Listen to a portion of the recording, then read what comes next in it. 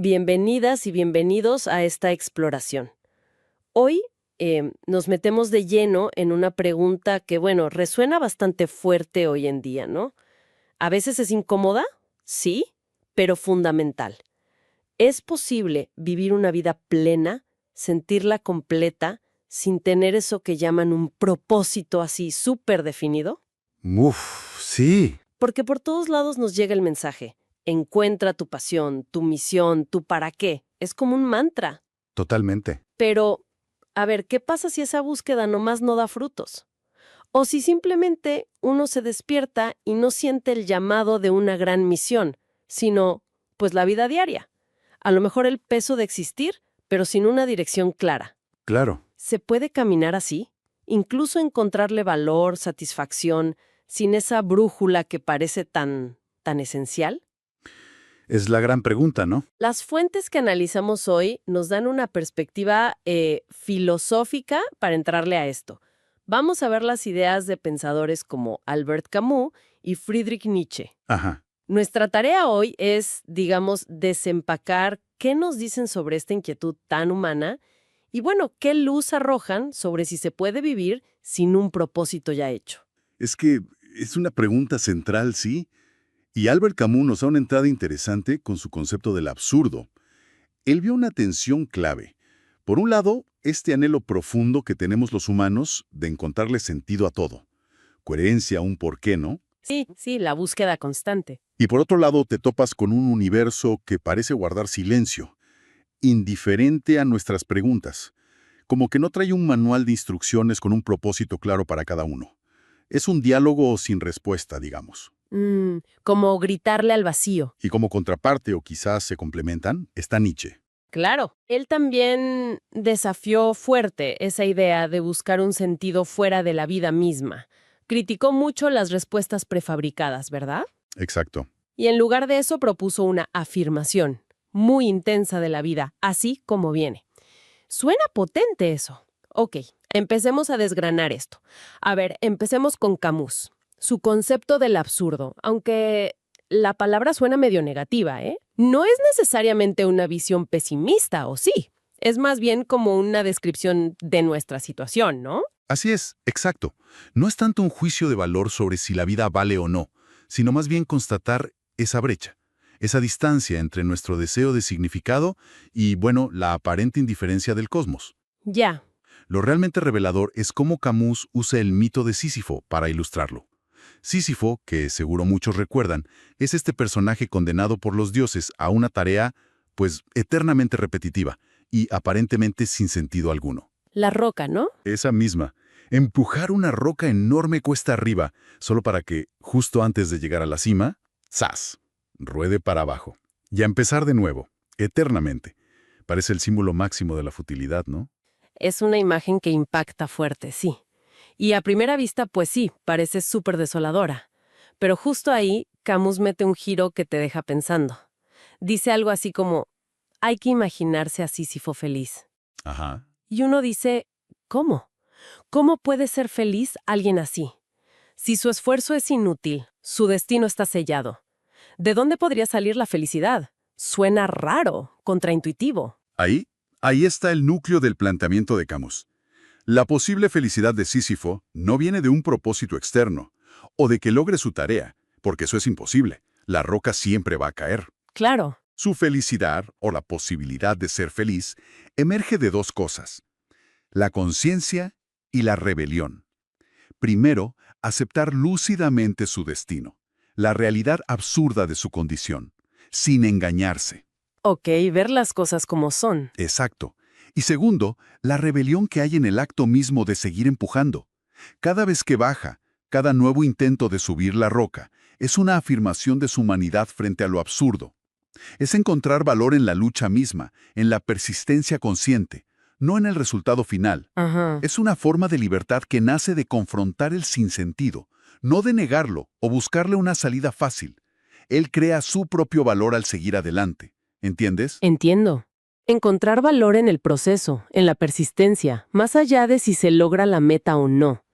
Pero esa idea de Sísifo feliz, de valorar la lucha por sí misma, ¿no choca de frente con nuestra cultura actual? Uf, totalmente. Hoy parece que si no tienes un propósito claro, una meta tangible, una narrativa de progreso constante que mostrar, piensa en las redes sociales, por ejemplo, Sí, sí. algo anda mal contigo.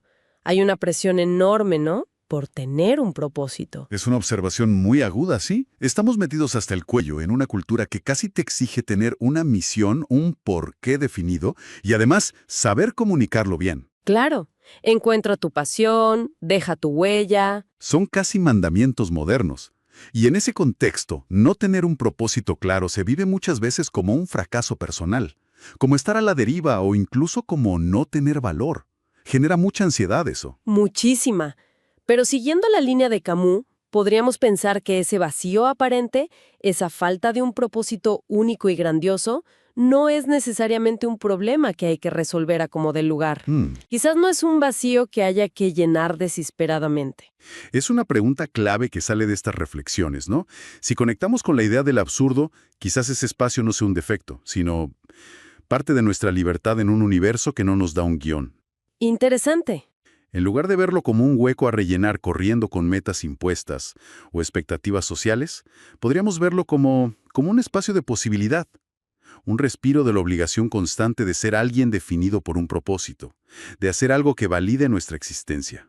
Como un permiso para existir no más. Exacto, podría ser un permiso para simplemente estar, para explorar la vida sin la presión de tener que justificar cada paso con un objetivo final. Quizás hasta sea un espacio necesario para la autenticidad, ¿no crees? Sí, tiene sentido. Y aquí es donde la filosofía de Nietzsche resuena con una fuerza particular. Mencionamos que él también rechazó los sentidos impuestos desde afuera. Ajá. Pero no se quedó solo en la crítica, ¿verdad?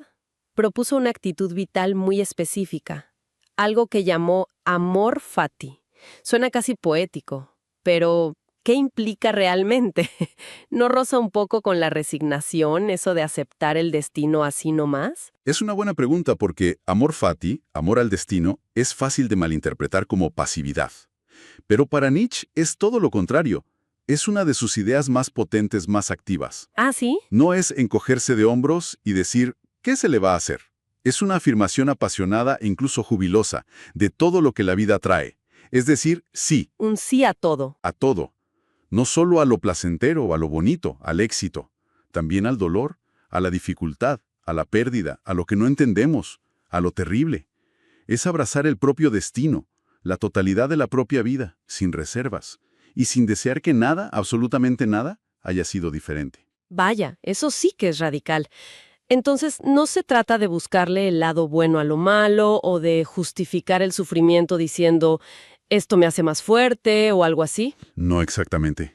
Es más bien aceptar la experiencia completa, lo bueno y lo malo, como partes que no se pueden separar de nuestra existencia, y decir sí a todo el paquete. Precisamente.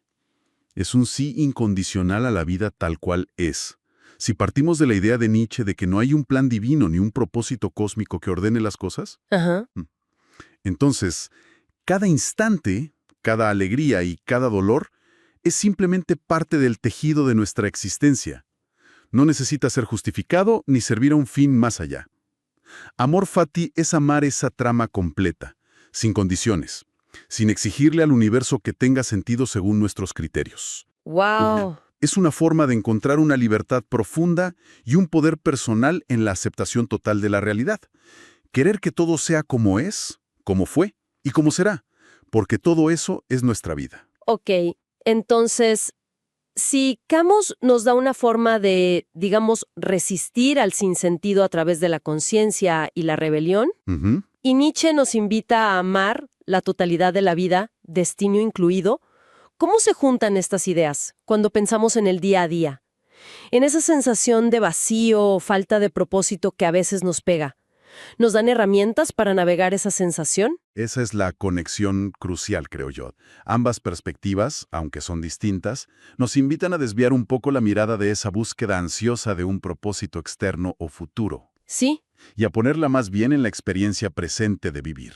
Y si el desafío principal no fuera encontrar el propósito con mayúsculas, sino aprender a habitar nuestra vida tal como es, aquí y ahora. Habitar el presente. Exacto. Estar presentes en el flujo de la existencia, con sus altos y bajos, sin la necesidad constante de que cada momento encaje en un esquema perfecto o justifique su valor en función de una meta lejana. Entonces, esto de vivir sin un propósito claramente articulado podría verse no como una falta, como una deficiencia, Ujú. sino como una forma de liberación. ¿Podría ser? Sí. Una liberación de las expectativas sociales, de los guiones culturales que nos dicen cómo debería ser una vida significativa, y de esa presión interna por cumplir una misión grandiosa. Exacto. Podría serlo. Sería como adentrarse en el misterio de existir con una actitud más de apertura, de curiosidad, aceptando que quizás no tengamos todas las respuestas ni un mapa súper claro. La plenitud, vista así, no estaría necesariamente en encontrar un propósito único y monumental, sino quizás en cultivar la capacidad de estar presentes en la vida, de manera auténtica, momento a momento. Enfrentar la vida de frente. Eso. Enfrentar la vida directamente, con sus complejidades, sus alegrías, sus dificultades, sin pedirle que sea otra cosa. Bueno, hemos hecho un recorrido denso, ¿eh? Empezamos con la pregunta sobre vivir sin propósito. Sí. Exploramos el absurdo Mecamurs con Sísifo y su rebelión feliz. Lo conectamos con la presión moderna por tener metas claras. Ajá. Y luego nos asomamos al amor fati de Nietzsche como esa afirmación radical de la vida. Y todo parece apuntar a una revalorización del presente, ¿no? Sí, totalmente. Lo que emerge como una posibilidad potente de estas reflexiones filosóficas es que la ausencia de un propósito definido no tiene por qué ser una condena. Para nada. Claro. Puede ser, de hecho, una puerta hacia la libertad. Una invitación a dejar de buscar respuestas grandilocuentes afuera, en la sociedad, en logros futuros, y en cambio encontrar el valor en la experiencia misma de vivir. En el aquí y ahora. Exacto. Como sugieren estas ideas, quizás el sentido no es algo que se encuentra como si fuera un tesoro escondido, sino algo que se vive, que se encarna en la propia existencia. Tal vez, como decíamos antes, el sentido de la vida sea simplemente amar el hecho de vivirla. Y esto nos deja no con una respuesta cerrada, sino con una reflexión abierta para quien nos escucha, ¿verdad? Basándonos en lo que exploramos hoy. ¿Qué podría cambiar? ¿Qué se sentiría distinto? ¿Qué podríamos descubrir si por un momento, o quizás de forma más continua, nos permitiéramos soltar esa búsqueda incesante de un único propósito predefinido y simplemente habitáramos nuestra vida, aquí y ahora, tal como se presenta?